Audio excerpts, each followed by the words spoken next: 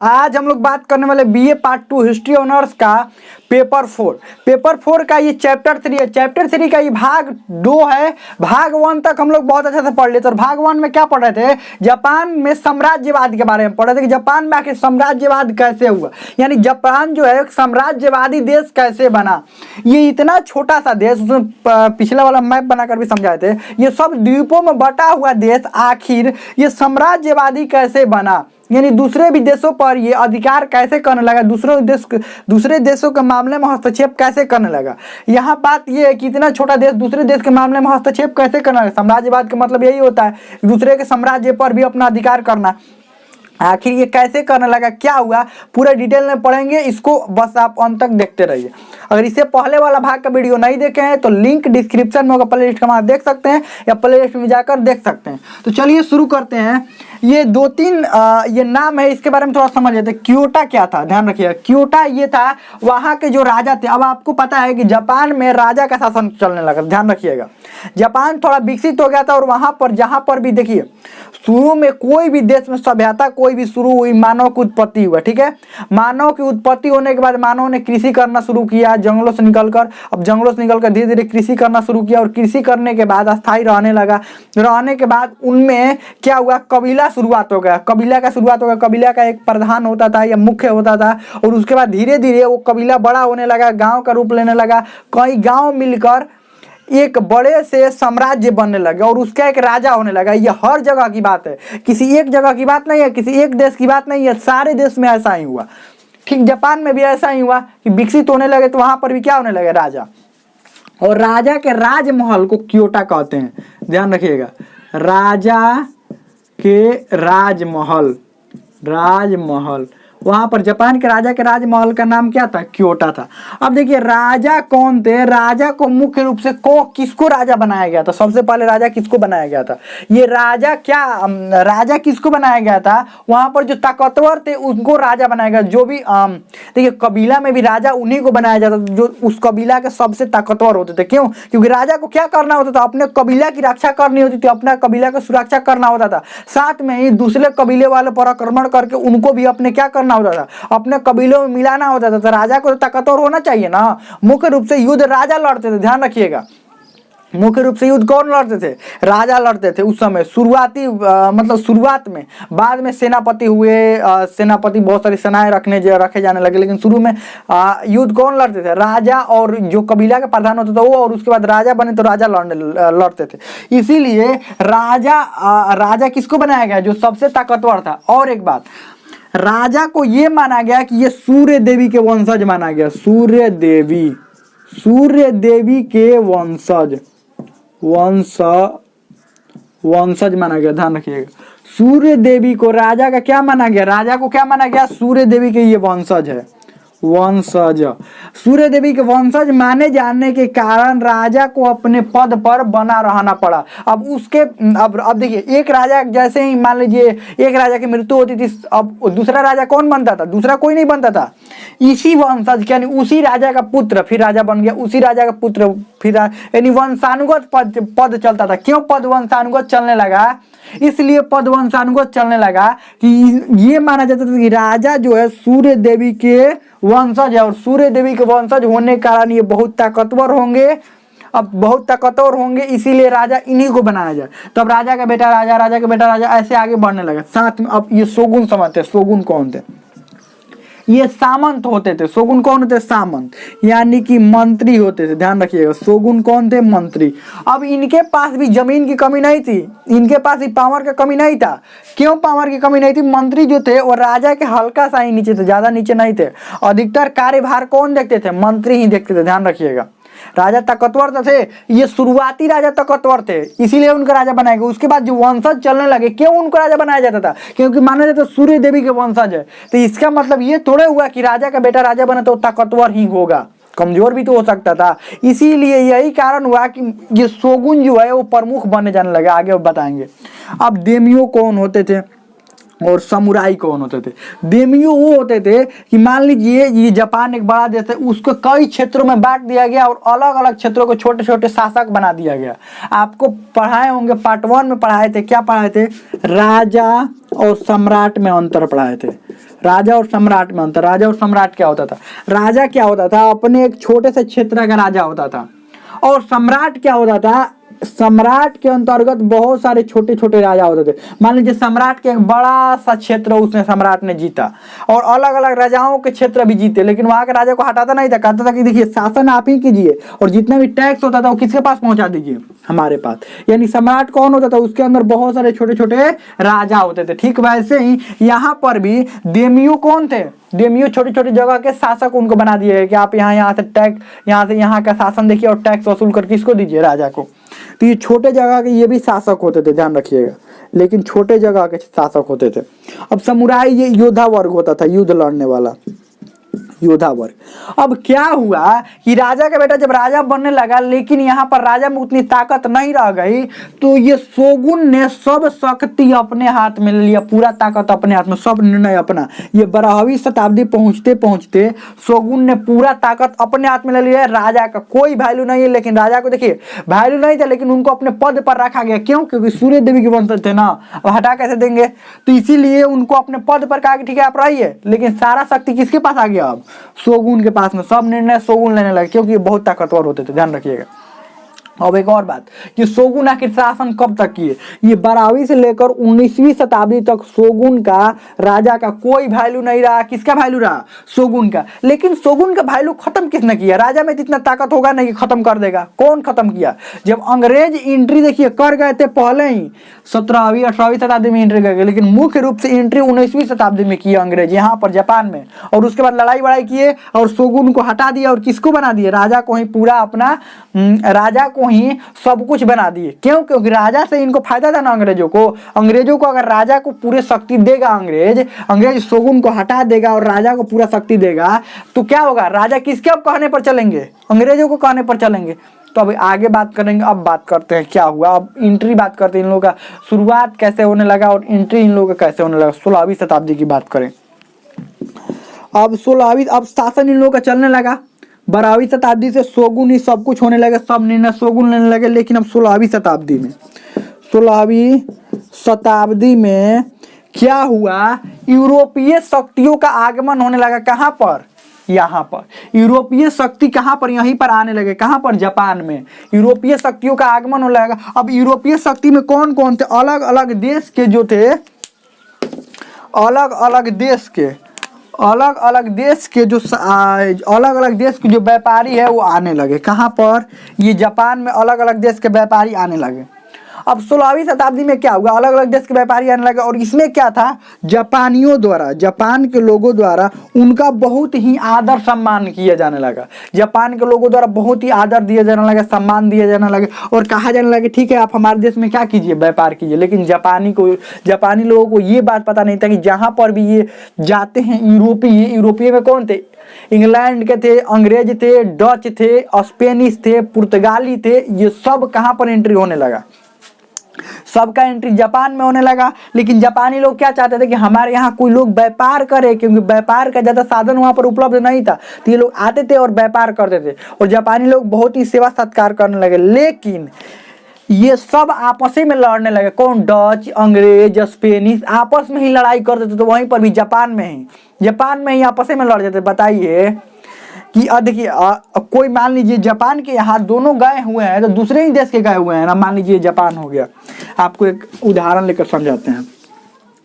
ये जापान हुआ, जापान मान लीजिए डच और अंग्रेज देखिए अंग्रेज और स्पेनिश एक तरफ से रहते थे। स्पेनिश एक तरफ से, डच एक तरफ से।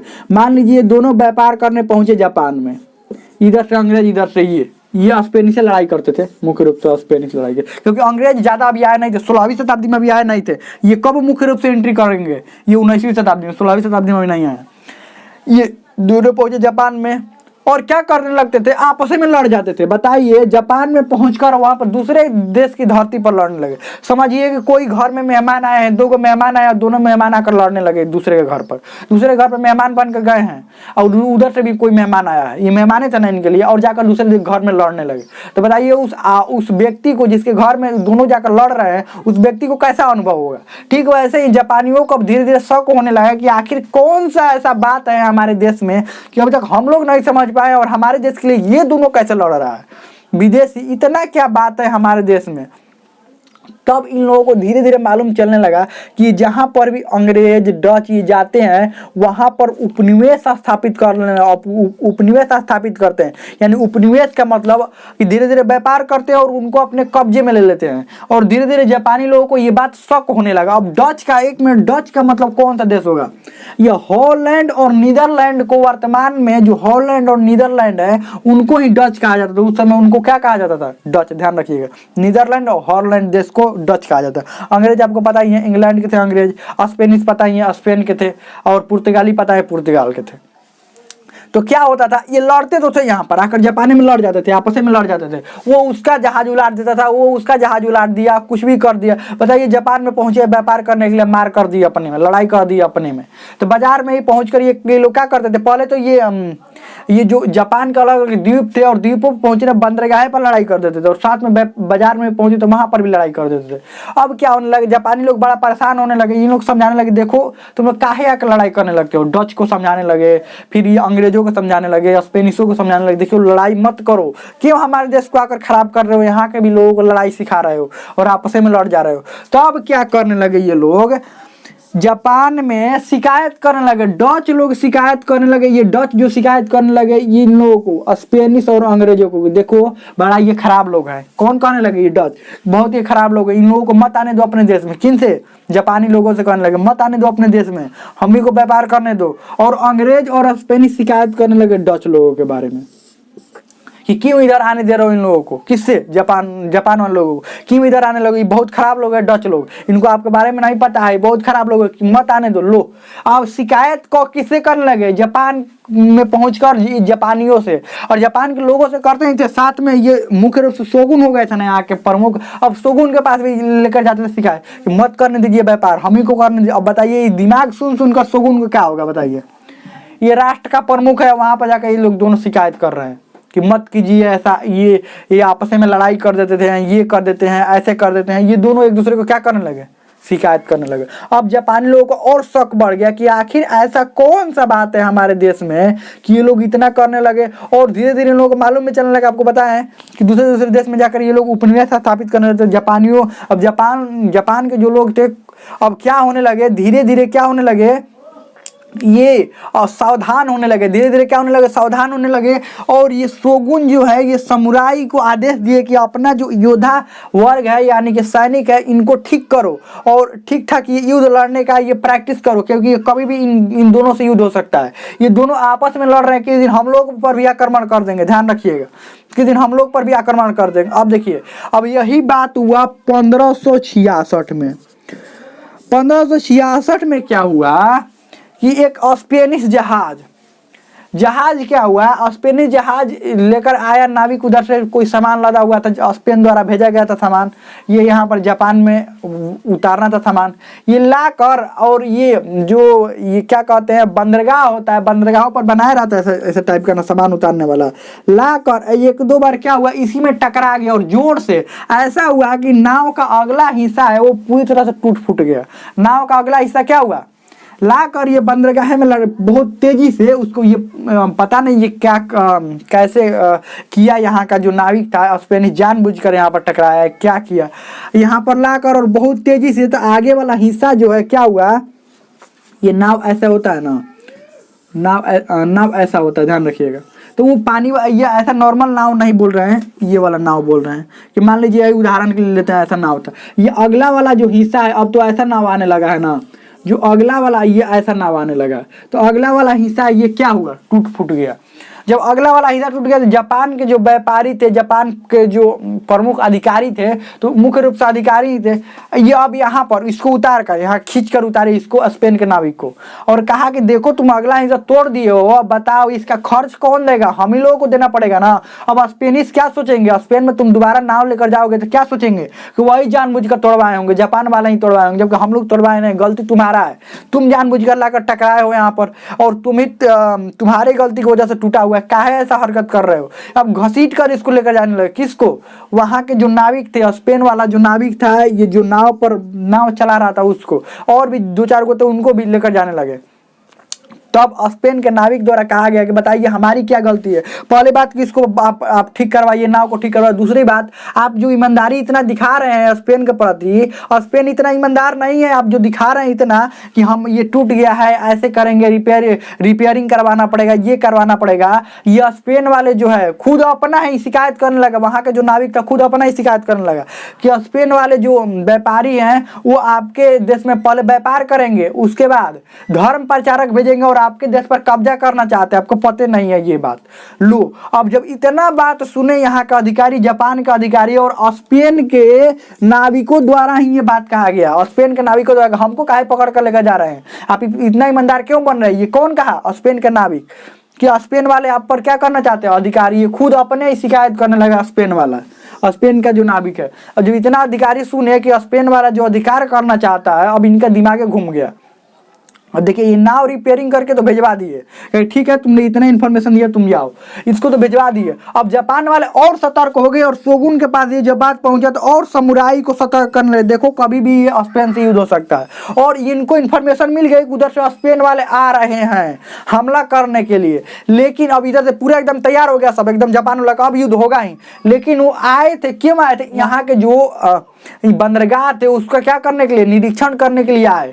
निरीक्षण करने के लिए इसलिए आए कि ये देखने के लिए आए कि आसपास की ये बंदरगाह कैसे, ये कैसे आगे वाला हिस्सा टूट गया। ये उधर से पूरा अधिकारी, उधर से स्पेन वाला अधिकारी भेजे थे कैसे ये अगला हिस्सा टूट गया था। ये रिपेयरिंग तो हो गया था, लेकिन ये देखना चाह रहे थे कैसे टूट गया। साथ में ये भी करना चाह रहे थे कि यहाँ पर आखिर लड़ाई वड़ाई होगा अगर जापान वालों से, तो हम युद्ध करना कैसे युद्ध करेंगे, सर्वेक्षण के बहाने कि हम क्या कर रहे हैं।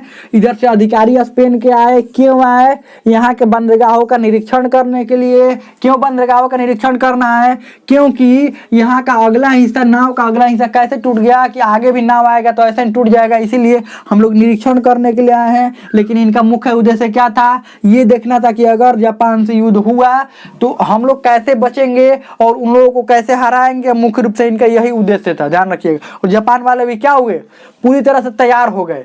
लेकिन यहाँ पर अब धीरे धीरे क्या हुआ, इन लोगों को मन में शौक उत्पन्न होने लगा, तो शोगुन ने क्या किया, डच को पहले प्रतिबंधित किया, तुमको हमारे देश में एंट्री नहीं करना है। अभी तो स्पेनिशों को अभी कुछ नहीं कहा, डच को हमारे देश में एंट्री नहीं करना है और व्यापार नहीं करना है, नहीं तो यहाँ से मार खाकर जाओगे अगर दोबारा आ गए तो, ध्यान रखना। तो डच का तो प्रतिबंधित कर दिया, डच प्रतिबंधित हो गए।